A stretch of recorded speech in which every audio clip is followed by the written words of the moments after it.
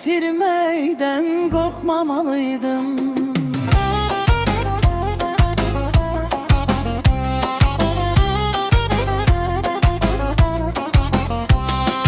Bilməzdim qəddimi sənə əyərkən, qəlbimə dəyərsən yarını yeyərkən.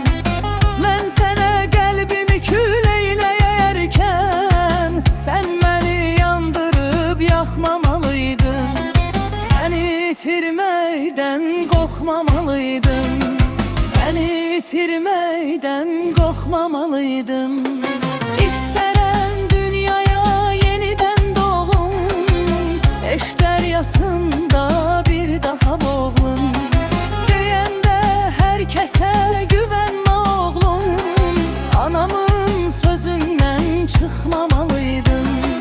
Gözünə gözümlə baxmamalıydım. Gözünə